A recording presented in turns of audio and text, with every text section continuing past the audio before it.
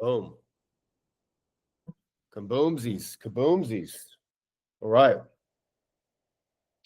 Awesome stuff for today, guys. Awesome, awesome stuff. And I'm going to get into it. It's going to be some of the things that are coming up a lot in questions and comments, things like that. A lot of things that, again, it's back to basics. It's getting accountable to the things that you know you need to do.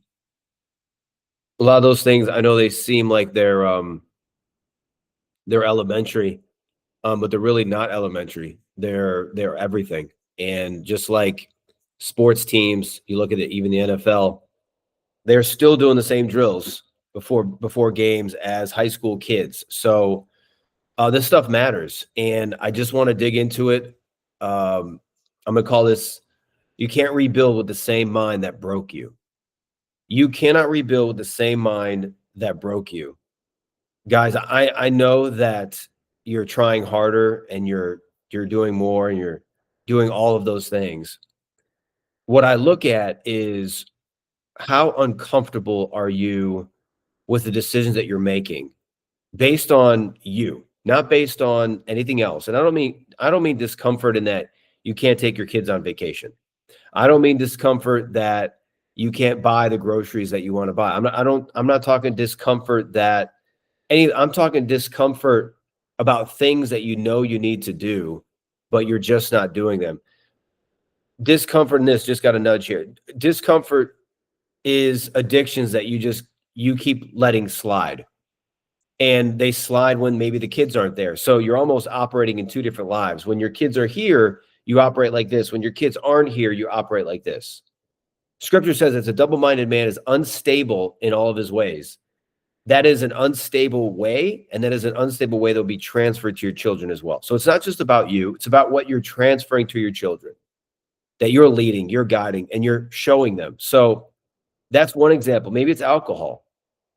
Maybe just drinking too much. Maybe you're messing around with weed or something else, different substance, something that just kind of you'll call it. Oh, it calms me down. I'll tell you what it was for me. It's exactly what I would say. When I would do those things, I would say, you know what, I deserve it. Man, I've had a big week. It's been a tough week. It's been a stressful week. It's been so hard. It's been so tough. I just need to chill out for a minute. Just take care of myself for a minute. And you and I both know that none of those things take care of it. None of those things make you better as a man, make you better as a dad, give you more clarity and more confidence. None of those things do. They actually eliminate time. And so again, let's go back to the three questions that matter the most. Number one, how much do your children mean to you? Everything, Anthony. They mean everything. Okay, if they mean everything, then how much does your life mean to you? It means everything. It's I need to, I'm having this discussion with myself here. It means everything. Take care of my kids and provide for them. Okay, great. Well, how much is your time worth? It's so most important thing. Okay, you're saying yes, yes, and yes. Now, is your actions, are your thoughts, are your decisions lining up with those things? If they are not, then you know what? You don't love your children as much as you think you do. If they don't, then you know what? You don't value your life as much as you think you do. And if they don't, then you don't value your time. That is a very simple formula for you to understand if you are lying to yourself and when you are lying to yourself. Listen, the easiest person to lie to is ourselves. And we love being lied to. And so that is something that you will have to get through and become aware of every single day of your life. What am I lying to myself about? What corner am I trying to cut? I had a chat with my son just recently. He didn't want to go to practice. His season was over. They were wanting him to maybe do extra, but he wasn't going to play in the games. And so he didn't really want to do that. He didn't want to go and practice. He didn't want to go get beat up. He didn't want to do those things. And I said, okay. I said, have the conversation at least to close the loop. Are you needed? Do they want you? Don't assume. Close the loop. And the same thing for you. Don't just try and get out of it. Cut the corner. Close the loop. What do you need to make a decision on? What do you need to stop? It was years and years that I would continue to do the same loops, whether it was alcohol or gummies, whether it was, what was another one? Overeating. some of those things, that those were the loops that I allowed to fester. I didn't kill them. I didn't cut them off. The moment I did, clarity, confidence, decision-making, leadership, sitting with my children, knowing that I'm going to lead them down this path in the right way. So the big idea, again, is that you don't get new results from old mindsets. Guys, you've got to look at these old mindsets and these old tools, right? If you're building a little toy house, that's a different tool set than if you're building a 7,000 square foot home. Different tool set. And so we're building you. You're building a new home. You're building a new life. You got to get the tools and the skill sets. You got to upgrade that. You can't just keep trying to do the same thing over and over again. You rebuild by renewing how you think, speak, and act daily. That is the renewal. So I want to give you a couple things in here that I think are really helpful. The neuroscience side. I also want to give you I'm going to give you some questions. We're going to go through the scriptures for a little bit. We're going to dig into some positive psychology. We're going to dig into a prompt that I gave you guys in the Ascent group. What's that look like? Why did I give that? I want to show you why I gave that, what it did for me, and why it will transform. It'll give you power, give you energy, give you focus into where you're going next. So let's start with the neuroscience, okay? 63 days is a study that was done by Dr. Caroline Leaf. Awesome study. And it really identifies rewiring this habit loop, an old habit loop into a new habit loop. 63 days. So guys, when you come in the group, you've been here 1 or 2 days, maybe 3 days, maybe a week, maybe 2 weeks, maybe a month. And you're like, man, I still have this thought. Maybe 2 months. I still am struggling with this thing. Maybe almost 3 months, because it is a consistent 63 days. So, oh man, Anthony, that's a lot. That's a lot. It's a long time. What are your children worth to you? What is your life worth to you? And what is your time worth to you? Your decisions determine what that actually means for your life. I want it. I want you to say that it means everything. But I also want you to do the work to prove that it means everything. 63 days. Phase 1 is, this is how it's broken down about, and we're not forming habits, we're forming transformation. Get that? We're forming transformation, not habits. So the first phase is the first 3 weeks, first 21 days. That is a breakdown into an identity clash. That is the new loop. So when we talk about these loops, we'll get into it. What are these mindsets? What are these patterns? What are you hearing? What does it sound like? Getting these out of your head onto a paper, journaling them, questioning them, becoming aware to them as soon as possible. And as soon as you can grab a hold of the thought, scripture says, we'll get into it later, you take every thought captive, 2 Corinthians 10:5, every thought captive. So then you take the thought captive, you become aware, and you reframe the thought into what God's word says about you, into what an I am statement says about you, into what your vision is that you're writing, that you're going through the worksheets. You're saying, I'm going to become this kind of man. I'm becoming this kind of dad. I am this kind of dad. I am this kind of man. I have this kind of business. I am this kind of worker. I have this kind of relationship. I have these kind of thoughts. I have this mouth in my life. That is what you're doing. You're breaking it down. It's becoming an identity clash. This new identity is becoming you. We put on Christ. We put on this new man. We put on this new identity. That's who you are. The enemy wants you to believe that you're this person over here. That's a failure, that blew it, maybe that cheated, that lied, that stole, that abused, that was not honest, all of those things. Okay, great. We forgive. We let that go. You can't change those things right now. Can't change them. Can't change them ever. You can't change the future. You can't change what your children see. You can't show up for the rest of your life and become the dad you're called to be. Phase 2, day 22 through 42, is rehearsal and pattern alignment. Once the identity begins to clash and you start to get it, then it's a rehearsal. Now it's not just thinking it, you're becoming it, you're acting it, you're doing it. It's no longer, it's becoming more natural for you. Those next 20 some days, that is the idea of it. That is the rehearsal of it. That is the pattern alignment of it. Those are the things that are going on. And that's important to know that. It's important to do that. So, where did I go? I just jumped out. That's the next part. The last part is reinforcement, and that's the lifestyle integration. So phase 3 is the lifestyle integration.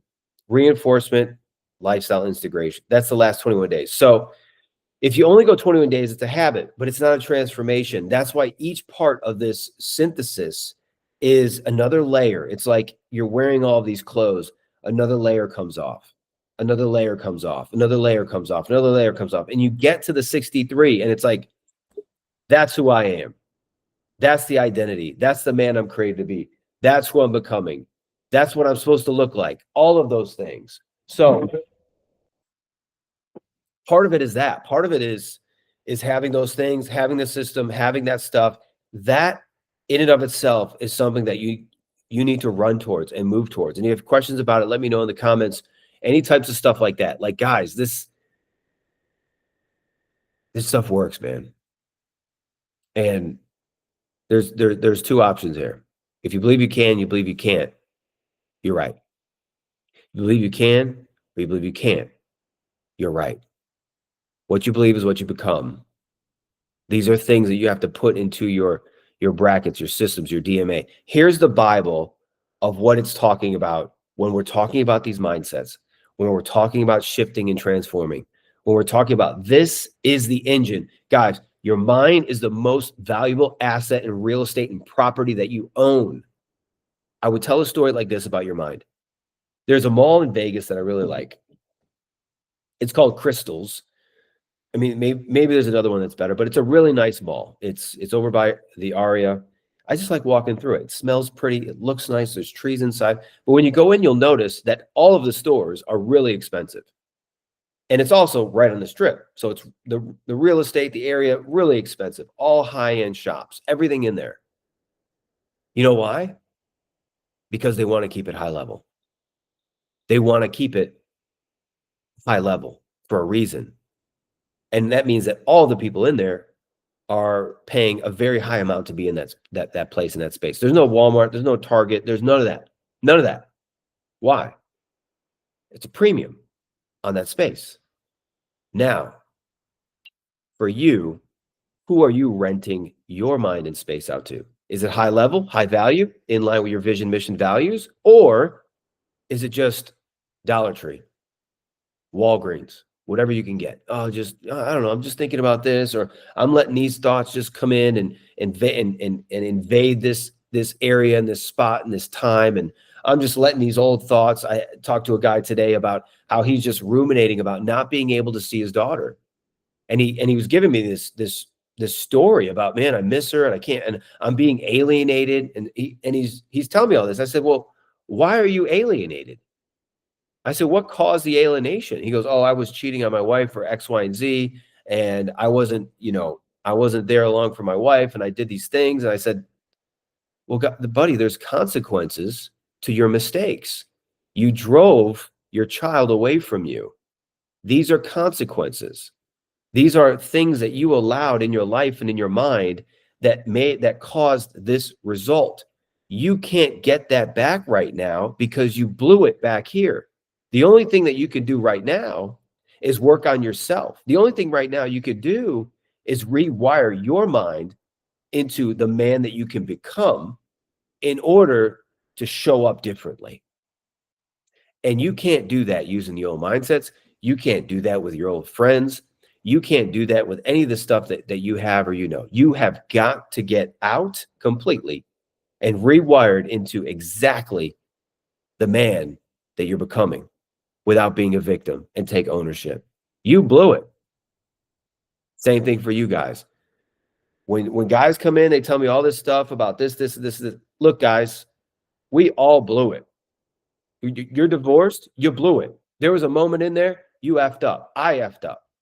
Now, maybe it wasn't as much or whatever, but it doesn't matter. You can't fix that. You have to come in. I take ownership. Take ownership right here, right now, of everything you did. And when you finally do that, you can move forward. If you want to play the victim, God bless you. The rest of your life, you're going to be doing that, and your children are going to be the victims as well. you're gonna flaw them, and they are going to constantly have excuses. Why? Because they watched you. You performed a perfect showcase of what those kinds of things look like. And I know for myself that sometimes it's really easy to do that. And I'm telling you that it is not the right way, and you know it. Own up to it. Proverbs 23:7, as a man thinks in his heart, so is he. Know that verse, own that verse, live that verse. Romans 12:2, be transformed by the renewing of your mind. That is constantly renovating your mind, constantly renovating your space and your place of what that looks like. The quote that I like to go along with that is, if you don't use it, you lose it. If you don't take the time to get better, over time you get worse. That's the law of atrophy. If you don't use it, you lose it. That means that if you're not renovating your space or your mind, by default, it will atrophy. It will go down. Everything in life is going two ways. It's either going up or it's going down. There's no middle ground in life. If you're not applying growth in an area, then naturally it will decay. The law of atrophy. That is why your mind is a daily thing.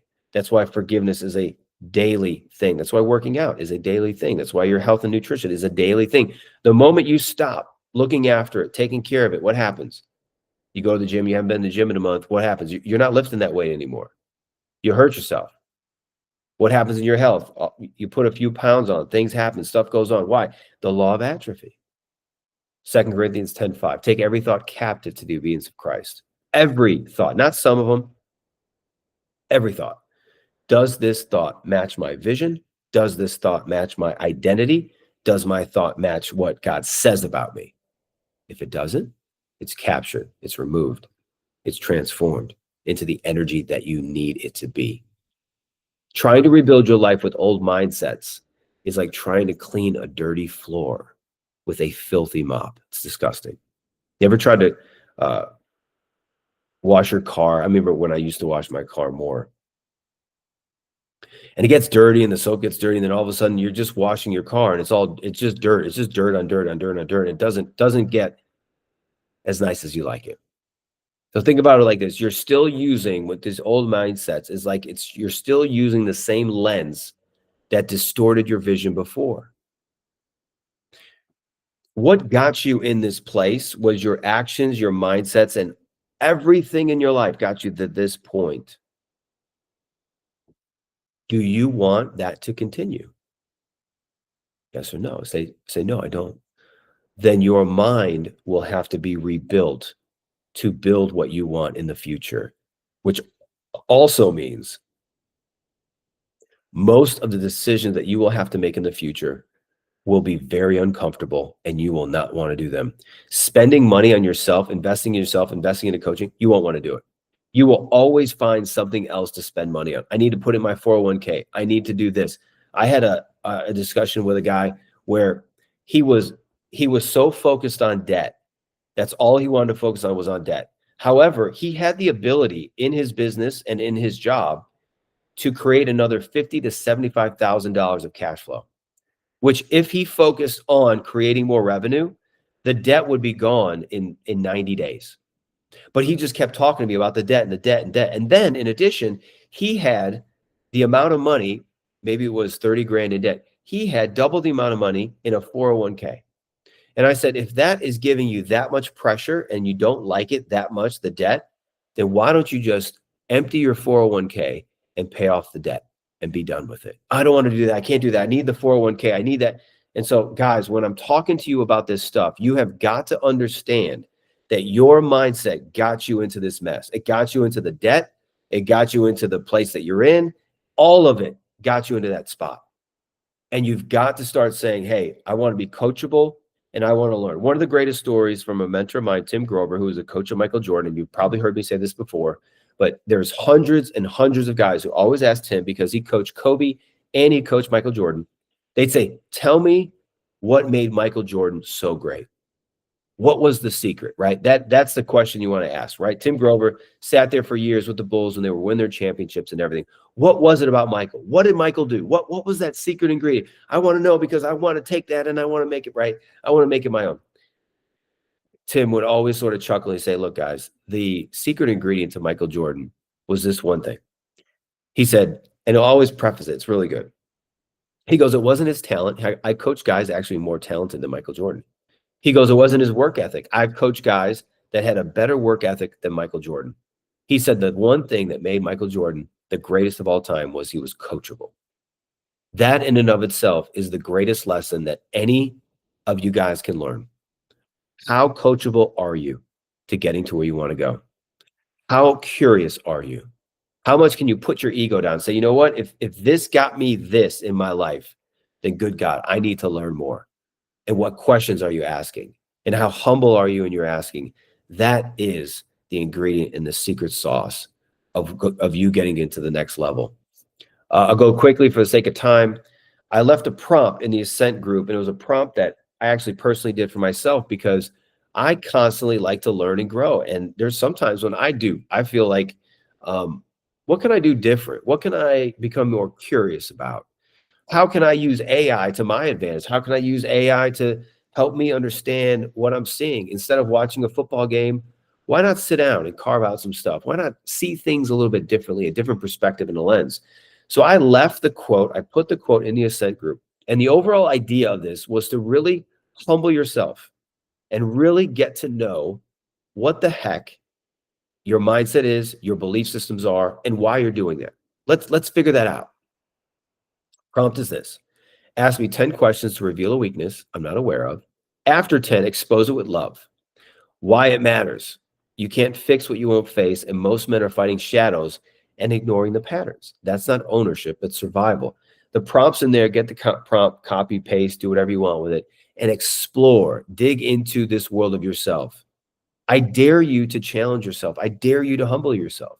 I dare you to get more coachable. I dare you to ask more questions. Because I know that those are the secret sauce of all of the guys that I've coached, guys that are making millions and guys that are in the hundreds of thousands that are in there. That is the secret sauce.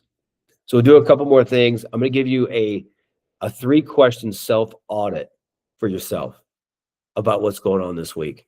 And before we do that, I'll give you a little bit of the psychology side of this and sometimes why you're feeling bad. And you got to remember that you don't feel bad because of what happened. The psychology part of this is that you feel bad because of what you believe about what happened. It's not what happened. It's what you believe about what happens. And many times those beliefs aren't actually true or real. So it's belief, thought, feeling, action, result. So if you say you believe in rebuilding, but keep feeding old habits, then your belief is just a wish.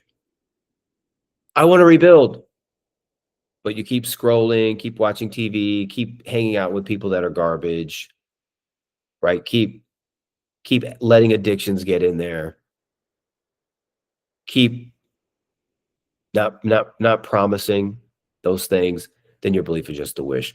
Thought spirals, listen closely, thought spirals grow when they're not challenged. And that's why truth telling and coaching go hand in hand. If it's not challenged, if it's not aware, if it's not brought up in the gates of change that we talk about often, awareness, acceptance, accountability, and action, if that doesn't happen, then you're living this spiral just perpetuates quicker and bigger. And it's like this snowball effect. It's like, holy smokes, where'd that come from? It's big, it's huge. Your mindset is part of it. So let's get into the last part here. What thoughts, let me see here. 3 questions. If your beliefs were judged only by your behavior, what would we conclude? Don't tell me what you believe. Show me your behavior. Show me your actions. And what would we conclude? That's something that you have to figure out on your own. You have to do and be honest. So the first question is this. What thought dominated my day yesterday? Did it build or break my rebuild? Number two, what's one habit that I would be embarrassed to show my kids? Ooh, what's one habit I'd be embarrassed to show my kids? How about porn? You want to whip your phone open and show them some of that? You want them to get into that dark spiral? Oh, you're like, oh, it's no big deal. I don't really, it's not a thing. Look, guys, I've been there as well. I told myself all the same things, all of it.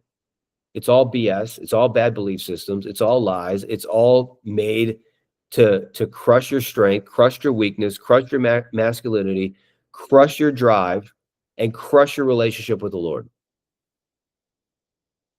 What's the habit that if you showed your kids, you'd be embarrassed? Number three, if God looked at my calendar, what would he say I value?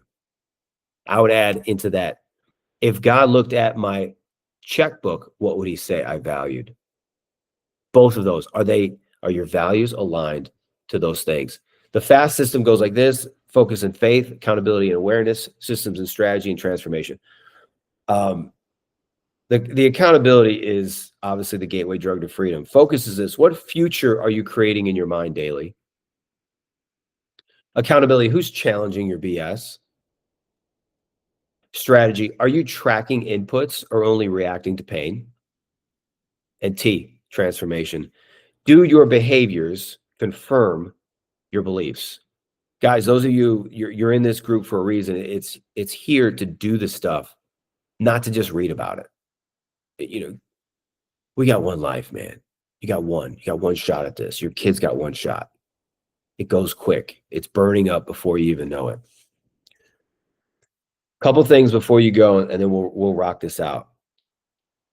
Identity-based goals outperform outcome-based goals by 80%. Identity-based goals outperform outcome-based goals. Who are you becoming? What does that man look like, feel like, talk like, and become? That is the goal.